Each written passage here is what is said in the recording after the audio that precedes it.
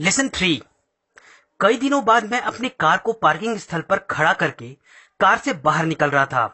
तभी मैंने सुना कोई मेरा नाम लेकर चिल्ला रहा है, इतनी जोर से कि उसकी आवाज रिगली फील्ड में पब्लिक एड्रेस सिस्टम की आवाज से थोड़ी सी कम होगी। मैं समझ गया कि आवाज किसकी थी। मैंने चारों तरफ देखा, परंतु वह मुझे नजर नहीं आया। मिस्टर ऑग, मिस्टर ऑग, यहां पर। साइमन दूसरी मंजिल के अपने अपार्टमेंट की खिड़की से झांक रहा था। पौधे से भरे हुए खिड़की के बक्से के ऊपर से वह पानी देने वाला एक छोटा नीला बर्तन भी हिला रहा था ताकि मेरा ध्यान चला जाए। मैंने हाथ हिलाया। मिस्टर ऑग, मिस्टर ऑग, आपकी पुस्तक, आपकी पुस्तक, अपना वादा मत भूलना। मैंने सिर हिलाया। उसने अपने अपार्टमेंट की तरफ इशारा किया। आज शाम को घर जाने से पहले। मैंने फिर सिर हिलाया। वह मुस्कुराया और चिल्लाया, मैं आपकी सेरी तैयार रखूंगा। मैंने उसकी तरफ अपने अंगूठे और पहली उंगली से गोला बनाते हुए इशारा किया। अपनी कार को लॉक किया और फिर दिन की समस्याओं की ओर बढ़ गया। साइमन पॉटर, तुम कौन हो? साइमन पॉटर, तुम कौन हो? साइमन पॉटर, तुम कौन हो? ऑफिस की तरफ तेजी से बढ़ते हुए मैं अपने बचपन में भुला दी गई किसी आसान सी कविता की तरह इन्हीं 3 सवालों को चुपचाप दोहराता रहा था। उस बूढ़े आदमी के प्रति मेरी भावनाओं पर मेरा कोई नियंत्रण नहीं था। इससे मुझे तकलीफ हो रही थी। वह मुझे मंत्रमुग्ध किए हुए था और किसी अनजान कारण से मुझे उससे डर भी लग रहा था। उसका हुलिया, उसका व्यवहार वैसा ही था जैसे मेरे अंदाज से बाइबल के प्रॉफिट और संतों का रहा होगा। कई बार तो मैं बड़े अजीब समय उसके बारे में सोचने लगा था, जैसे बजट की मीटिंग के बीच में, लेख पढ़ते समय, पुस्तक समीक्षा लिखते समय। उसका चेहरा, उसकी आवाज, उसका करिश्माई अंदाज मुझ पर हावी हो जाता था और अपने काम पर से मेरी एकाग्रता भंग हो जाती थी और मैं जो सोच रहा था वह मेरे दिमाग से गायब हो जाता था। वह कौन था? वह कहां से आया था? यह आधुनिक काल का ईसाया मेरे जीवन में क्या कर रहा था? शायद आज की रात मुझे इन सवालों के जवाब मिले। मुझे जवाब चाहिए थे और अपने दिमाग की शांति बनाए रखने के लिए मुझे आशा थी कि जवाब मुझे आज रात मिल जाएंगे। ऑफिस बंद करते समय मैंने अपनी सेक्रेटरी पैट स्मिथ से अपनी पुस्तक the greatest salesman in the world की एक प्रति मांगी। उसने मुझे पुस्तक दी और दरवाजे पर ठहर कर पूछा, और कुछ और? नहीं धन्यवाद पैट, सुबह मिलते हैं। Good night. Good night. और कॉफी मशीन बंद करना मत भूलना। नहीं भूलूंगा। तुमने ऐसा पिछली बार भी कहा था जब तुम रात को देर तक रुके थे और इस चक्कर में 2 बर्तन बर्बाद हो गए थे। उसने बाहर के दरवाजे को लॉक किया, जिसकी आवाज मैंने सुनी। मैं अपनी पुस्तक को पकड़े हुए बैठा था, मेरी रचना जिसकी प्रशंसा में पब्लिशर्स वीकली ने यह लिखा था, ऐसी बेस्ट सेलर जिसके बारे में कोई नहीं जानता। 4 साल हो चुके थे, परंतु यह पुस्तक शहर की बेस्ट सेलर लिस्ट में नहीं आई थी। हालांकि इसकी 4 लाख हार्ड कवर प्रतियां बिक चुकी थी। यह पुस्तक इतनी बिकी थी कि जितनी कि हैरोल्ड रॉबिन्स, इरविन वैलेस और जैकलिन सुजन की किसी भी पुस्तक का हार्ड कवर एडिशन नहीं बिका था। अब ऐसी अफवाह सुनने में आ रही थी कि कई पेपरबैक पब्लिशर्स इस पुस्तक के रीप्रिंट राइट्स लेना चाहते थे और इसके बदले में वे काफी पैसा देना चाहते थे। 6 अंकों में। अगर ऐसा हुआ तो क्या होगा? क्या मैं इसे संभाल पाऊंगा? क्या मैं अचानक हासिल हुई दौलत और राष्ट्रीय प्रचार को बचा पाऊंगा?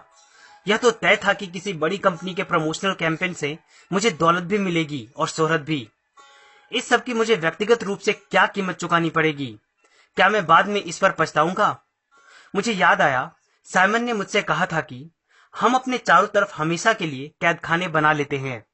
क्या इस तरह की सफलता मेरी मुक्ति की चाबी होगी, या फिर यह वह चाबी होगी जो मुझे ताले में बंद कर देगी? मैं जीवन से और क्या चाह सकता हूँ?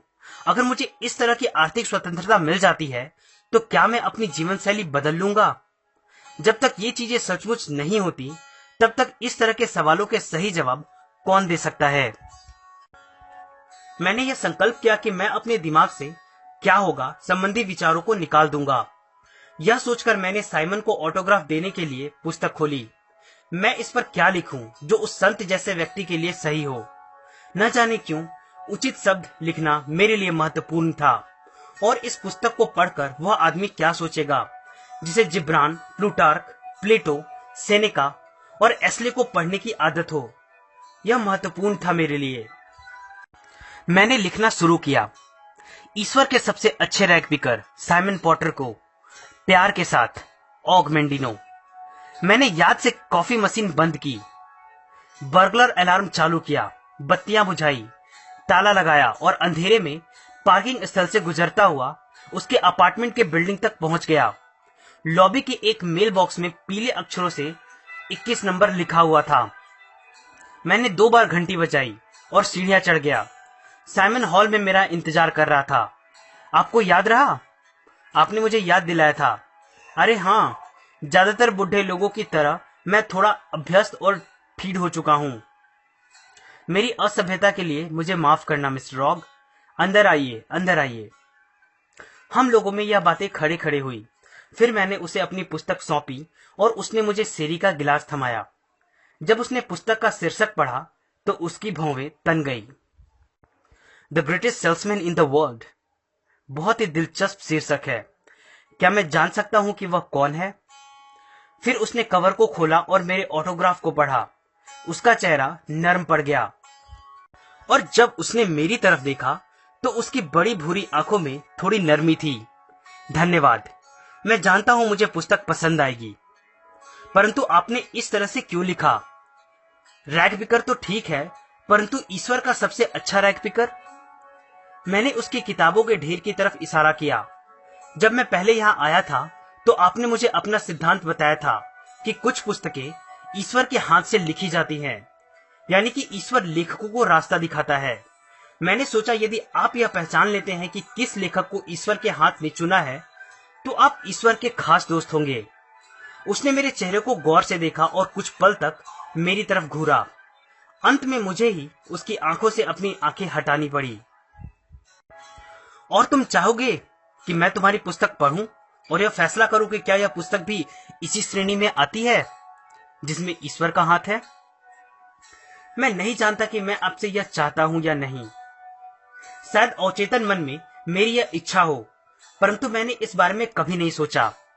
मैं तो इतना ही जानता हूं कि जब मैं आपके साथ होता हूं तो मुझे अजीब से पूर्वाभास होने लगते हैं।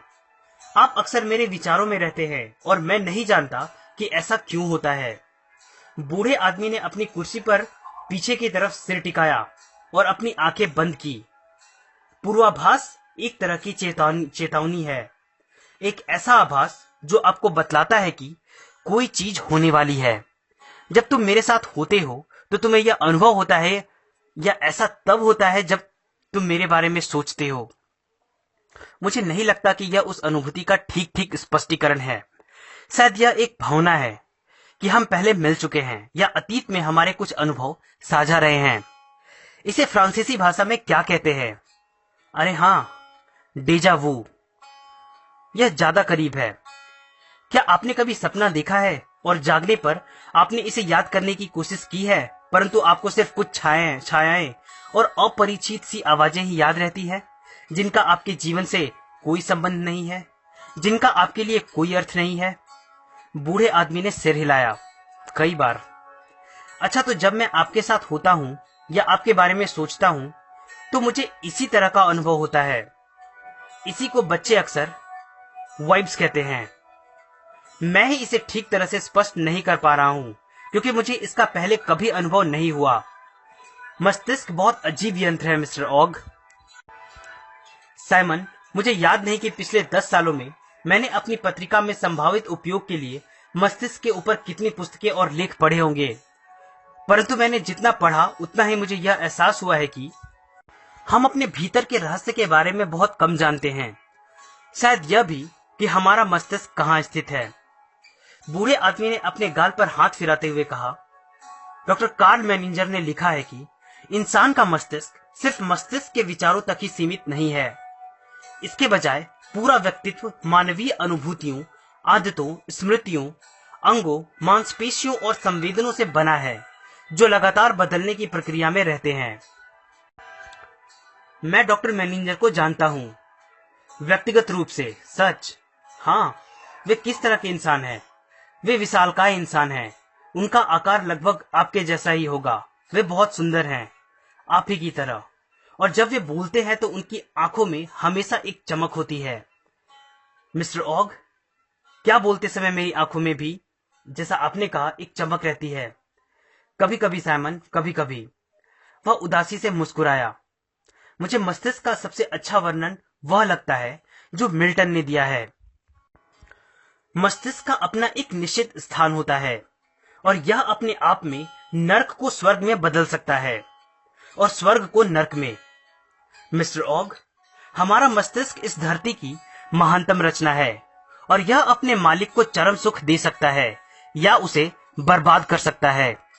हमारे सुख और लाभ के लिए ईश्वर ने हमें वह रहस्य दिया है जिससे हम अपने मस्तिष्क को नियंत्रण कर सकते हैं। इसके बावजूद हम इसकी संभावना से पूरी तरह अनजान हैं और सबसे मूर्ख प्राणियों की तरह व्यवहार किए जा रहे हैं। अपने लाभ के लिए अपने मस्तिष्क को नियंत्रित करने का रहस्य। साइमन ने किताबों के ढेर की तरफ इशारा किया। यह सब वहां पर है। हमारे चारों तरफ खजाने बिखरे पड़े हैं। हमें सिर्फ उन्हें पहचानना और परखना आना चाहिए और इसके लिए हमें इनका अध्ययन करना होगा। अनगिनत सदियों से इंसान अपने मस्तिष्क की तुलना एक बगीचे से करता आ रहा है। सेनेका ने कहा था कि मिट्टी चाहे कितनी ही उपजाऊ क्यों न हो, उस पर खेती किए बिना कुछ नहीं उगाया जा सकता। यही बात हमारे मस्तिष्क के बारे में भी सही है। सर जोशुआ रेनॉल्ड ने लिखा है कि हमारा मस्तिष्क केवल बंजर धरती है जो जल्दी ही अनुपजाऊ हो जाती है अगर हम इसमें लगातार नए विचारों की खाद न डालें। और जेम्स एलन ने अपनी क्लासिक पुस्तक एज अ मैन थिंकेथ में लिखा है कि किसी मनुष्य का मस्तिष्क उस बगीचे की तरह है जिस पर चाहे आप बुद्धिमानी से खेती करें या चाहे आप इसका ध्यान न रखें, यह कुछ न कुछ पैदा जरूर करेगा। अगर आप काम के बीज नहीं बोएंगे तो इस बगीचे में बेकार, हानिकारक और अनुपयोगी पौधे उगाएंगे। दूसरे शब्दों में, हमारे दिमाग में हम जिस भी चीज को जानने की अनुमति देते हैं, हमें उसका फल जरूर मिलता है। मैं उसके हर शब्द को ध्यान से सुनता रहा। आजकल मनुष्य अपने मस्तिष्क की तुलना कंप्यूटर से करने लगा है, परंतु उसके निष्कर्ष आज भी वही हैं जो सेनेका और बाकी लोगों के थे। कंप्यूटर के जानकार लोगों ने एक वाक्यांश का संक्षिप्त रूप बनाया है, GIGO, garbage in garbage out. अगर आप किसी कंप्यूटर में गलत जानकारी डालते हैं तो आपको गलत जवाब मिलेंगे। यही हमारे मस्तिष्क के साथ भी होता है। चाहे हम इसके बगीचे से तुलना करें या IBM 360 से, नकारात्मक सामग्री अंदर डालिए और आपको उसी की फसल काटनी होगी। दूसरी तरफ यदि आप अच्छी तरह से प्रोग्राम करते हैं या सुंदर, सकारात्मक, सही विचारों के बीज बोते हैं तो आपको इन्हीं की फसल मिलती है। यह इतना ही आसान है। आप जो चाहे बन सकते हैं। आदमी जो अपने दिल में सोचता है वही वह होता है। एलन ने लिखा है, आदमी अपने ही कारण बनता या बिगड़ता है। अपने विचारों के शस्त्रागार में वह ऐसे हथियार तैयार करता है जिनसे वह अपने आप को नष्ट कर लेता है। वह ऐसे यंत्र भी तैयार रखता है जिनके माध्यम से वह अपने लिए खुशी और शक्ति और शांति के स्वर्गीय महल भी खड़े कर लेता है। विचार के सही विकल्प और सच्चे प्रोग्राम से इंसान ईश्वर की पूर्णता के करीब पहुंच जाता है। मिस्टर ऑग, इन शब्दों पर ध्यान दें, सही विकल्प से। यह शब्द सुखी जीवन के आरंभ स्तंभ है।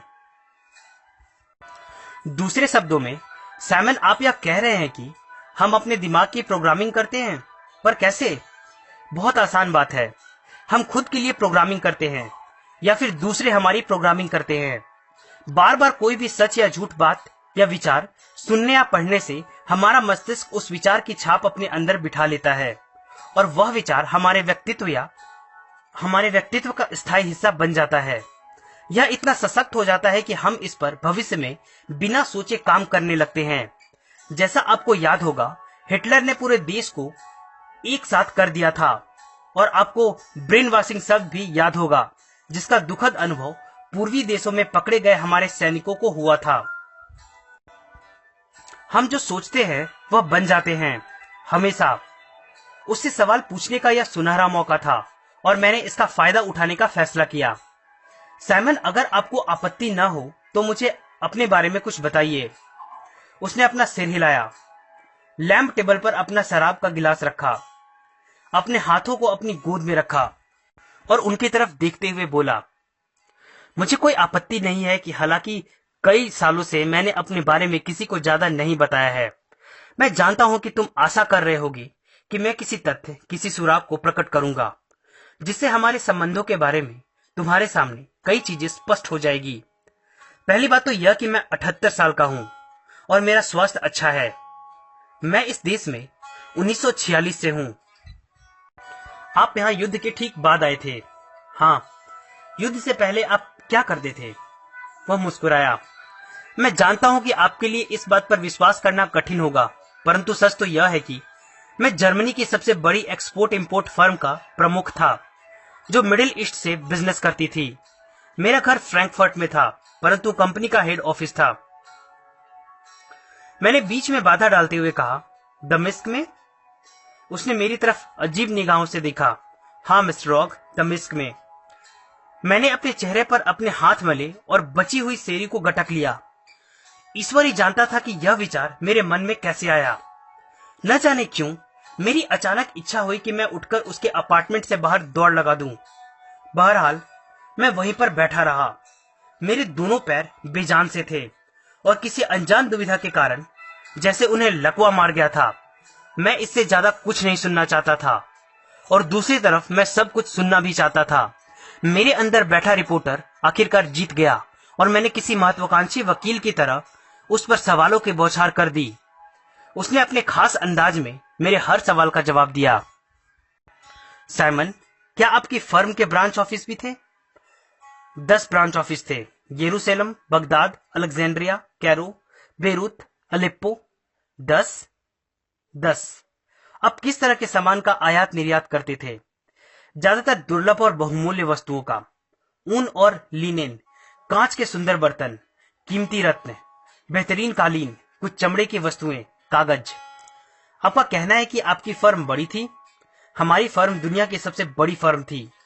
हमारा सालाना सेल्स वॉल्यूम मंदी के दिनों में भी 1936 में अमेरिकी करेंसी में $20 करोड़ से अधिक था। और आप कंपनी प्रेसिडेंट थे? साइमन ने शर्माते हुए अपना सिर झुका लिया। कंपनी प्रेसिडेंट होना मुश्किल नहीं है जब आप इकलौते मालिक और संस्थापक हो। और उसने मेरी पुस्तक को अपने हाथ में थामकर इसके शीर्षक की तरफ इशारा करते हुए कहा, मैं कंपनी का सबसे बढ़िया सेल्समैन भी था। मेरा मेजबान उठा और उसने मेरा गिलास फिर से भर दिया। ध्यान से उसे देखते हुए मैंने आधा गिलास एक ही सांस में पी लिया। क्या वो मेरा मजाक बना रहा था? आखिरकार मैंने उसकी बात थामी ताकि मैं उसकी आंखों में सीधे देख सकूं। साइमन, सच बताना, कहीं आपने मेरी किताब पहले से तो नहीं पढ़ रखी है? माफ कीजिए मिस्टर रॉग, परंतु मैंने आज शाम से पहले आपकी किताब को कभी देखा तक नहीं। The greatest salesman in the world ईसा मसीह के युग की कहानी है। यह एक युवा कैमल बॉय या मवेशी चराने वाले हाफिज की कहानी है जो चाहता है कि वह सेल्समैन बन जाए। जब वह कारवां के दूसरे लोगों को सफल होते देखता है तो उसके मन में यह प्रबल इच्छा जागती है कि वह भी दौलतमंद बने, सफल हो। आखिरकार कई प्रयासों के बाद कारवां का मालिक हाफिज को एक वस्त्र दे देता है और उसे बेथलेहम भेज देता है ताकि वह यह सिद्ध कर सके कि वह माल बेच सकता है।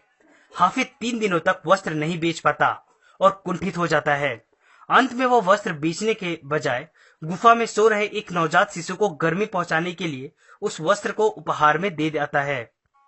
जब वो कारवां की तरफ वापस लौटता है तो उसे विश्वास होता है कि सेल्समैन के रूप में असफल हो गया है, परंतु वह इस बात पर ध्यान नहीं देता कि एक चमकता हुआ सितारा उसका पीछा कर रहा है।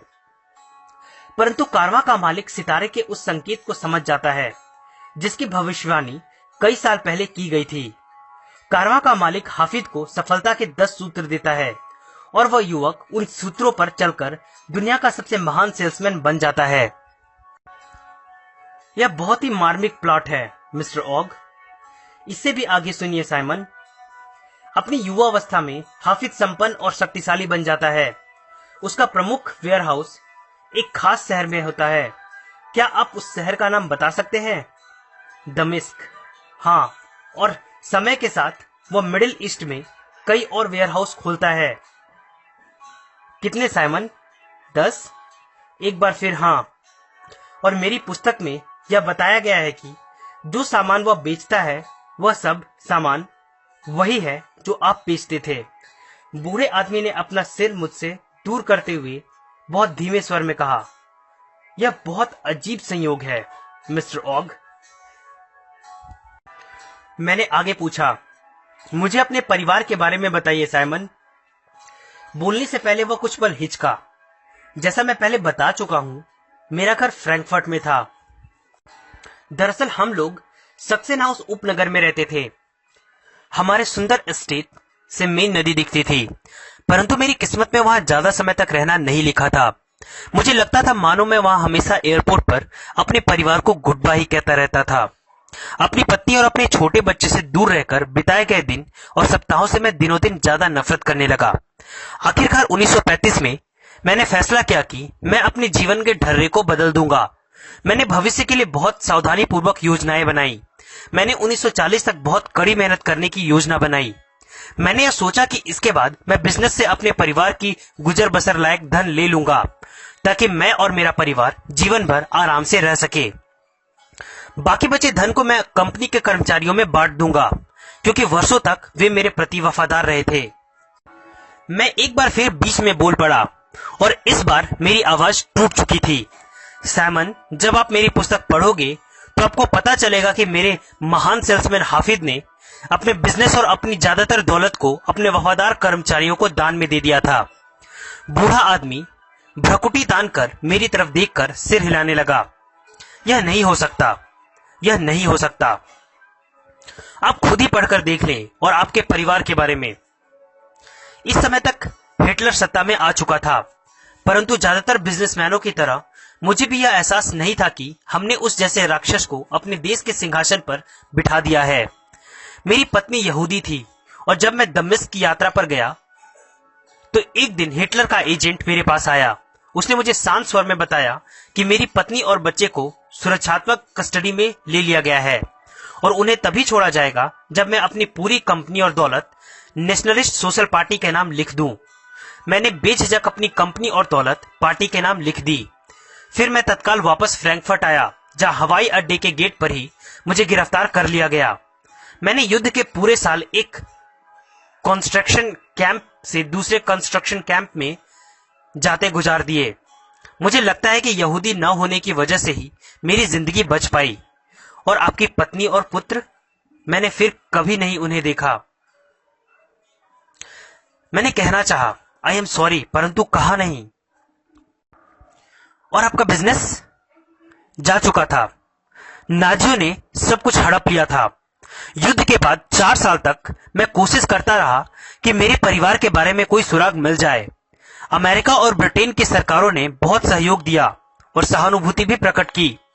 आखिरकार अमेरिकी खुफिया विभाग से मुझे पता चला कि मेरी पत्नी और बच्चे को मौत के घाट उतार दिया गया है और मुझे कैद में लेने के तत्काल बाद ही उन्हें मारकर डेस्यू में दफना दिया गया था।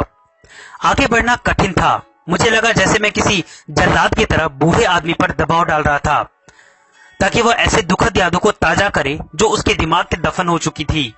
शायद पागलपन से बचने के लिए उसने इन यादों को खुद ही दफन कर दिया होगा। फिर भी मैंने पूछा, आप इस देश में कैसे आए? अपने अच्छे दिनों में मेरे वाशिंगटन में कई दोस्त थे।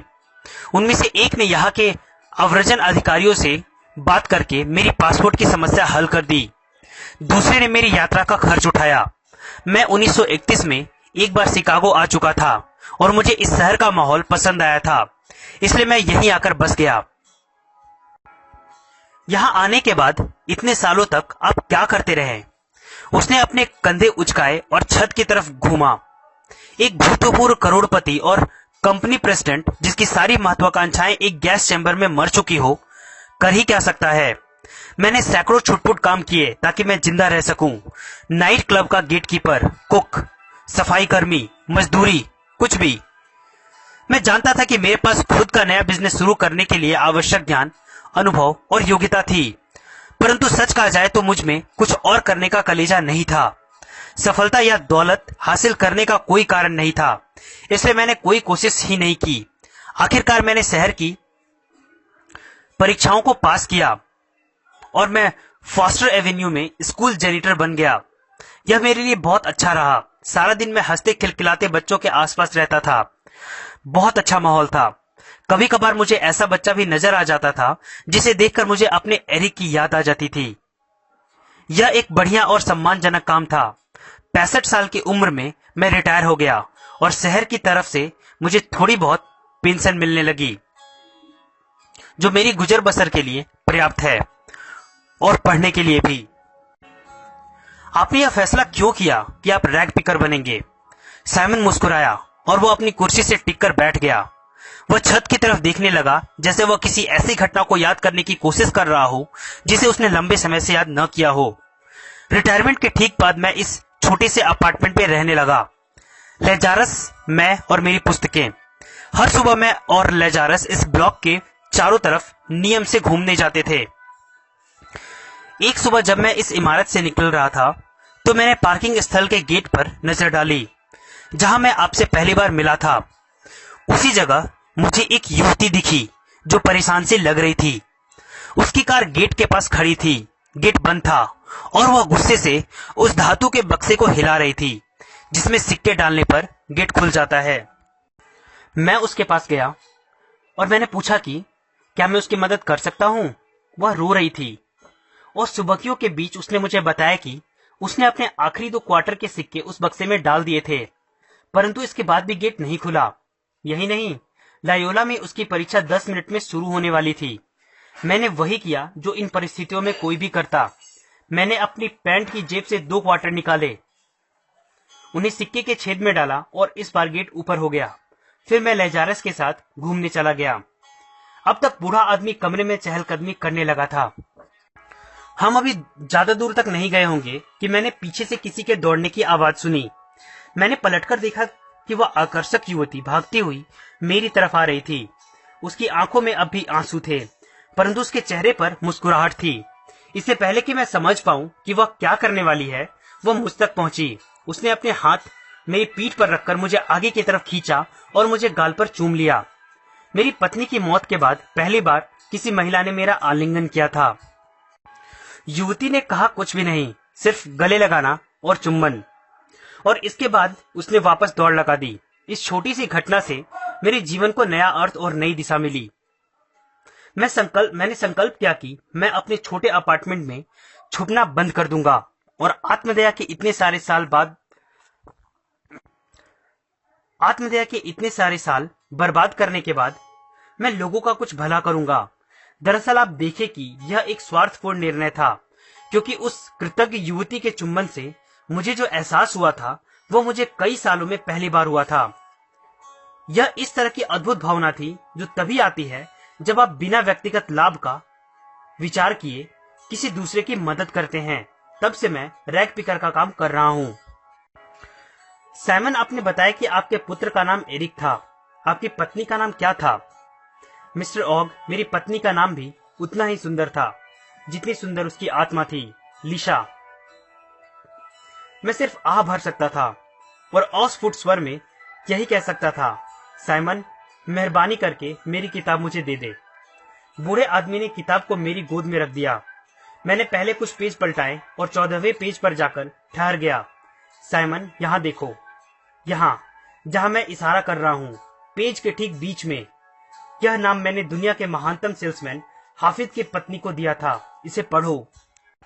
जब बूढ़े आदमी ने छपे हुए पेज पर अपनी आंखें जमाई तो उसके होठों से आधी सुबकी और आधी दर्द भरी आह निकली।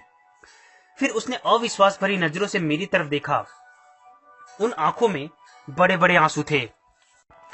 यह नहीं हो सकता, यह नहीं हो सकता। उसने पुस्तक को अपने विशालकाय हाथों में लिया और पेज को लगातार घूरता रहा। आखिरकार उसने पुस्तक को अपने गाल तक लगाया और अपनी दाढ़ी पर नरमी से लगाते हुए बार बार यही बुदबुदाता रहा, लीशा, लीशा, लीशा।